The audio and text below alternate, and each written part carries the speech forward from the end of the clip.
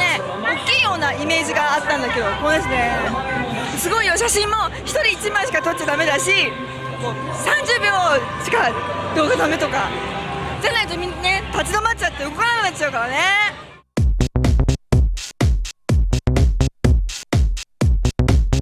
C'est sur PSP que sortira Mobile Suit Gundam, Gundam vs Gundam Next Plus.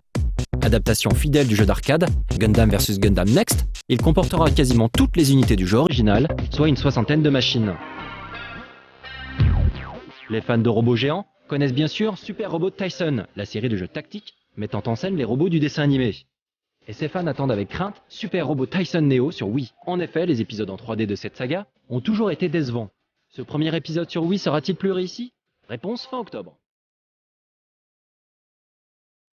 The Idol Master revient sur DS. Ce jeu de management d'idol, qui fait le bonheur des otaku depuis plus de 5 ans, prend une forme un peu différente avec ce nouvel épisode. Le côté gestion et création d'idol est un peu abandonné au profit d'une direction plus axée vers le jeu d'aventure. Kaiju Busters, c'est le prototype même du jeu modeste, sans prétention, mais qu'on découvre avec plaisir dans un coin planqué du TGS. Les Kaiju au Japon, ce sont tous les monstres géants dérivés de Godzilla, comme tous les ennemis d'Ultraman par exemple. À l'aide de plusieurs centaines d'armes et d'items différents, le joueur qui reste à taille humaine doit donc se farcir ces énormes monstres. Possibilité de jouer à 3 en coop.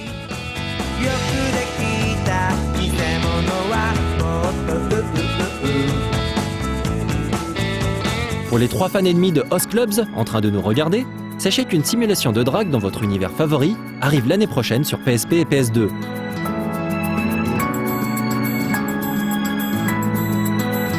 Également proposé en version jouable, Ace Combat Xy sur iPhone.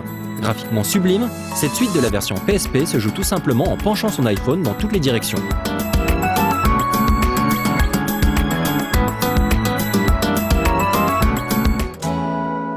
La série des Summon Knights en est déjà à son 4e épisode sur DS. Sous-titré Tears Crown, ce tactical RPG reprendra tous les codes habituels de la série, à savoir des combats stratégiques et un univers fantastique. De quoi satisfaire les fans de cette série, destinée à un public de niche.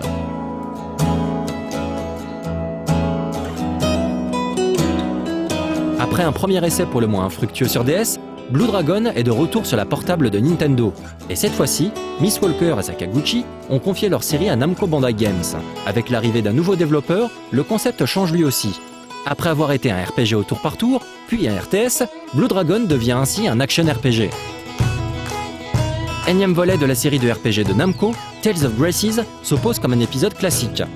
À commencer par le character designer, ou plutôt là, puisqu'il s'agit de Inomata Mutsumi, qui a déjà œuvré sur 7 Tales of, rien que ça. Avec ses graphismes cel-shadés, similaires à ceux de Tales of Vesperia, et son système de combat matiné d'action, Tales of Graces possède toutes les caractéristiques pour ne pas décevoir les fans de la série. Encore un titre PSP, décidément particulièrement apprécié par les équipes Namco Bandai, la portable Sony accueillera le dernier volet de la série de RPG cross-média, appelé .hack/link. Cet action RPG mis sur le système Unison Battle, qui permettra de réaliser des combos à l'aide de son partenaire, qui pourrait sans doute être contrôlé par un second joueur, vu que le titre sera jouable à 3. Le nouveau Dragon Ball Next Gen, Raging Blast, devrait arriver cette année avec une flopée d'autres titres inspirés des mangas de Toriyama. Parmi eux, un RPG DS, Attack of the Saiyans, et un jeu de plateforme action dédié à la Wii, Revenge of King Piccolo. Mais pour revenir à Raging Blast, ce dernier annonce la présence de 70 personnages et un framerate en hausse avec 60 images par seconde et non plus 30.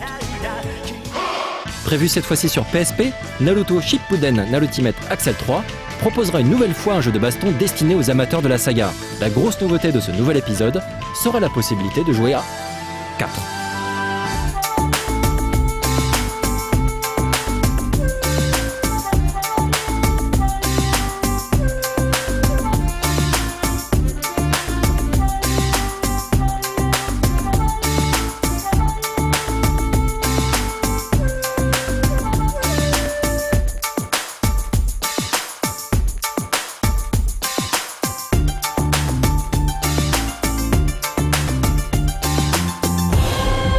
Il se présente comme un clone de Monster Hunter et s'appelle God Eater.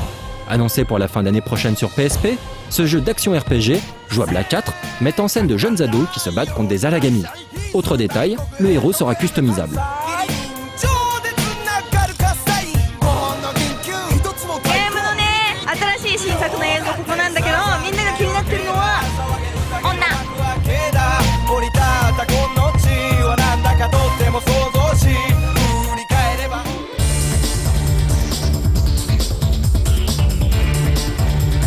Il arrive bientôt et fait énormément parler de lui.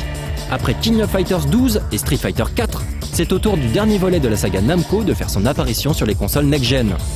Au programme, 40 personnages dont 6 petits nouveaux, des graphismes encore plus travaillés sur console next-gen qu'en arcade, de nombreux modes online dont un mode coop contre l'IA, une customisation poussée, des environnements dynamiques et un mode beat 'em all jouable en solo ou à deux.